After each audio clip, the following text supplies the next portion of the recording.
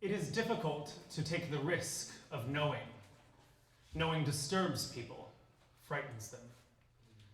Knowing is a little bit like being damned. Let us take a moment just to think. What is Shāhmāran? Who is it?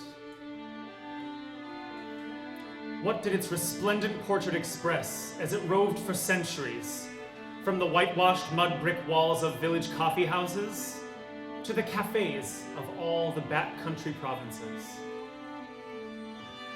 Whose memory do they preserve on their walls? What is the venom hidden in the breast of the Shāhmāran's tale?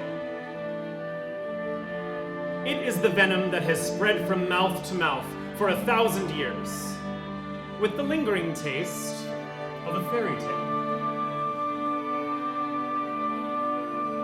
The fellowship between snake and man stretches back a long, long time, even to the days of the apple. Shāhmāran is the queen of snakes.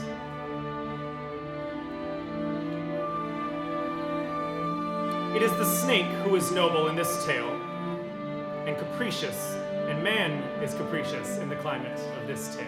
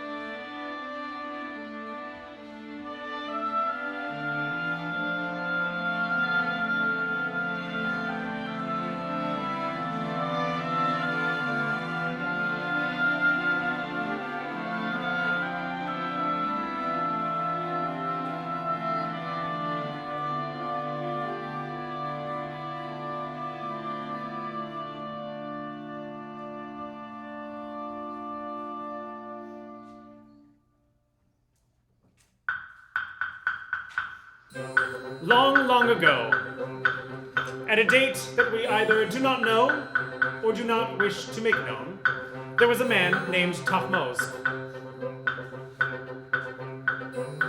Thutmose and his friends spent their days enjoying themselves without a care in the world. Woodcutting was nothing but a cheerful journey for them. All of life was an aimless adventure for them, and they lived it as such.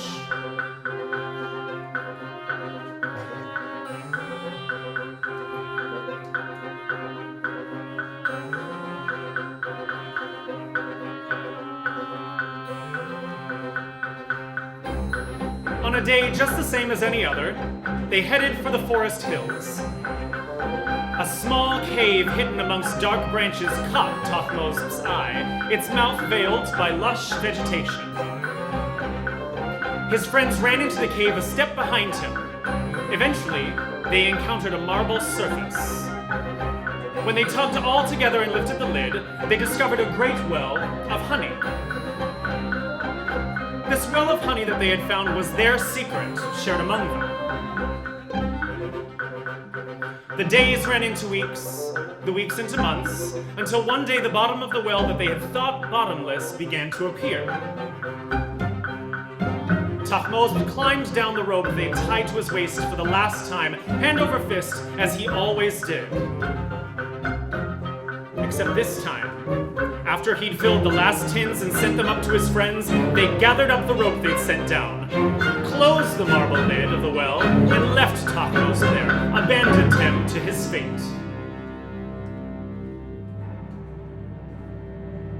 Thutmose had to do something other than stand around helplessly.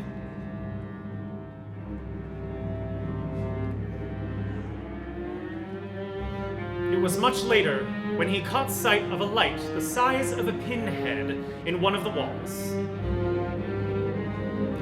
No, this was no illusion, it was a light, and he started to dig toward that light.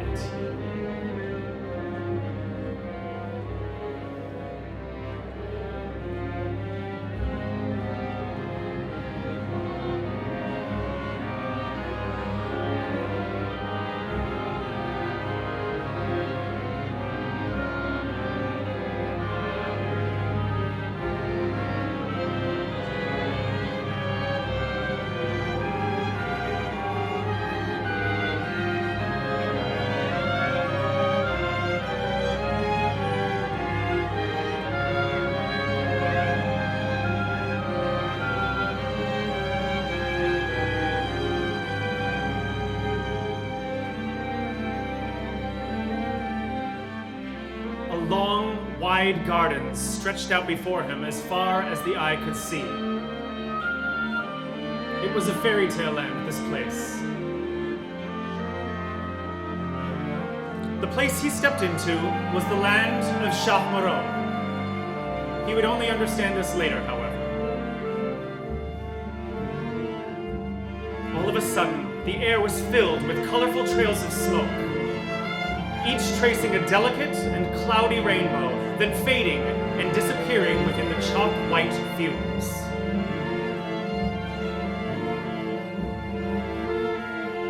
A huge demon appeared from within the fog. He was carrying a silver tray on his head in great solemnity. He took the tray and placed it before the throne, then drew back respectfully. Upon the tray was Shāhmāran, half human, half snake. "Welcome to my country," said Shāhmāran. "Don't be afraid. All the snakes, demons, and dragons you see around you are my friends, my helpers. No harm will come to you here from anyone."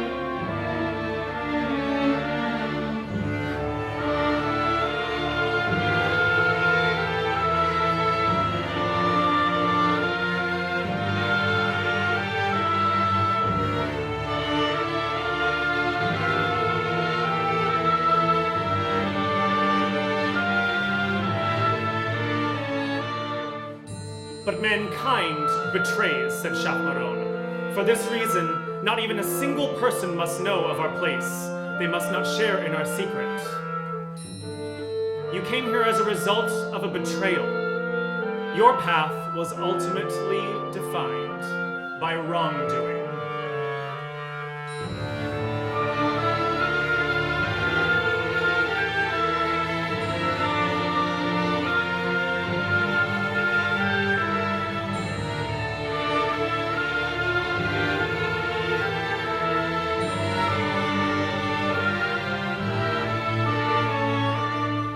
Because once betrayal has begun, it changes its clothes and lasts all life long. You are still very naive, Thutmose. You place great trust in yourself. Yes, this is my residence, and you are subject to my rules.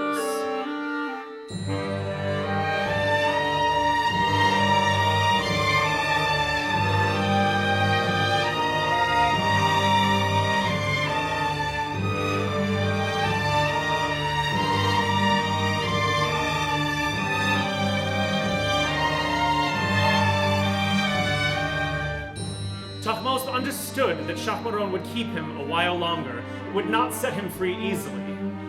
"How long will it last?" asked Thutmose. 1,000 fairy tale nights, said Shāhmāran. And every night passed with a new fairy tale.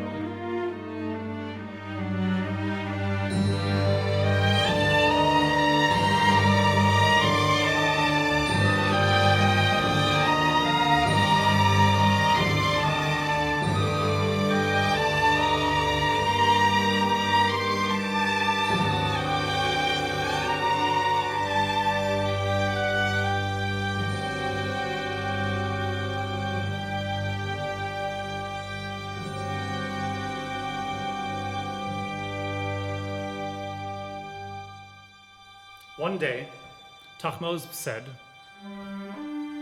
"Everyone can only be happy as long as they are with their own kind. Here I am another. I am the other. You can't understand what it means for me to live here always as a stranger." Shāhmāran smiled. "Well, do you know what it means to live in secrecy, Thutmose? I didn't know it made you this unhappy being here, being together with me," it said. "I know you will leave. I can't keep you here any longer. I ask only one thing from you. After you return home, you will never enter any bathhouse. You will never wash yourself. Because if a human who sees Shāhmāran goes to a bathhouse, their body will grow scales below the waist and give away their secret." Thutmose swore at length that he would not say anything to anyone, and that he would never enter a bathhouse.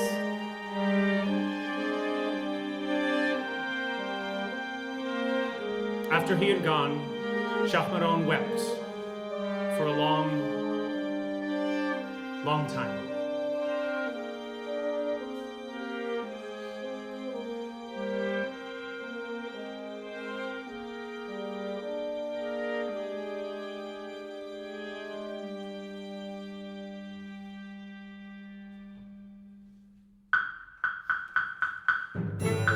And Thutmose returned to the earth's surface.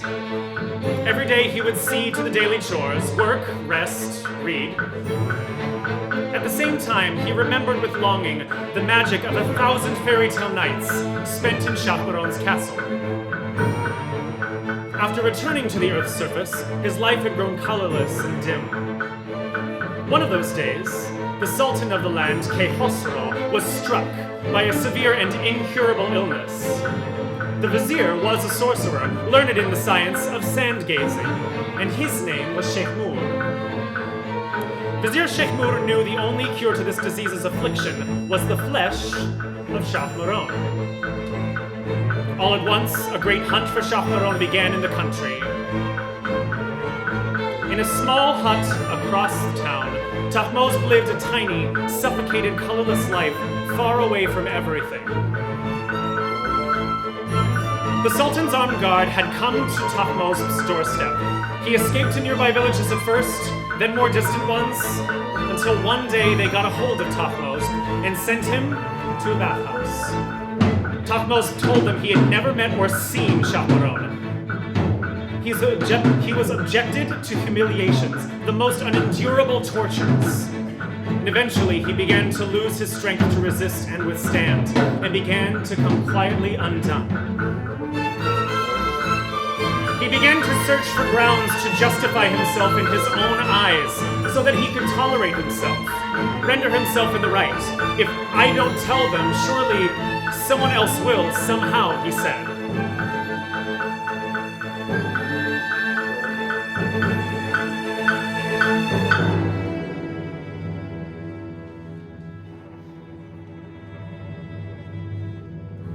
The moment of shame had come. He pointed with a trembling finger. There it is, he said. Vizier Shāhmāran, the sorcerer, burnt incense and cast spells, poured sacred water around the mouth of the cave. Thick smoke billowed out as the marble lid was lifted. A demon appeared from within the smoke, its face hidden by a black veil.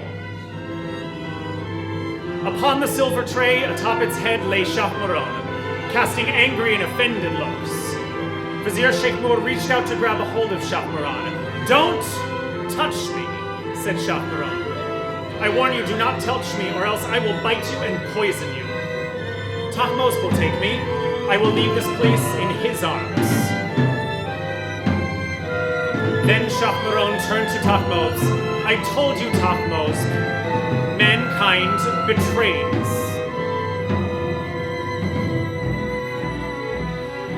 In any case, don't feel sorry anymore. I only have one last piece of advice for you. After I die, have them place me in a large earthen pot. The first broth will contain my poison. The second broth, myself. As for the Sultan, he will eat of my flesh and recuperate, of course, but he will not live long.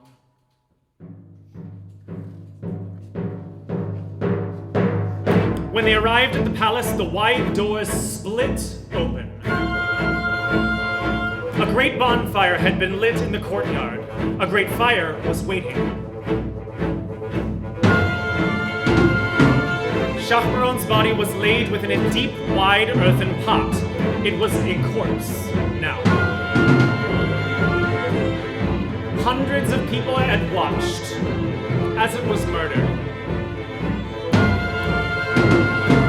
As the boiling water grew more and more frenzied, the 40 pieces of Shāhmāran's chopped up body were moving around in the water.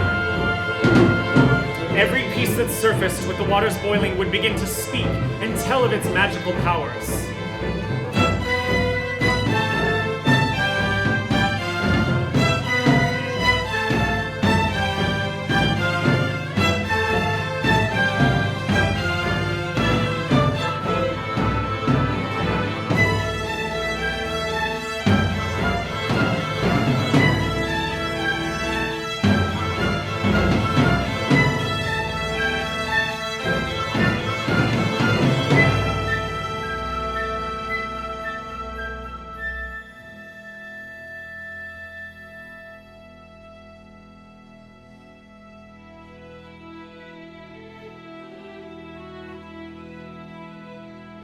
In the meantime, Thutmose received the news of the death of Vizier Shāhmāran, who he'd made to drink the first broth.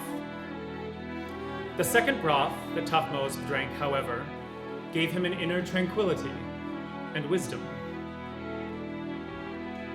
Thutmose fed the 40 pieces of Shāhmāran to the Sultan over the course of 40 days. He rose to his feet, completely cured.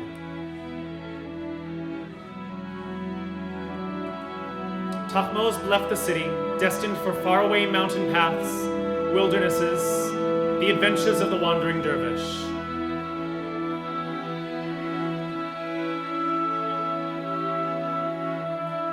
No one ever saw Thutmose again, but his name still lives on.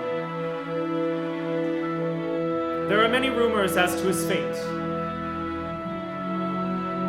It's said that he drowned in a bathhouse.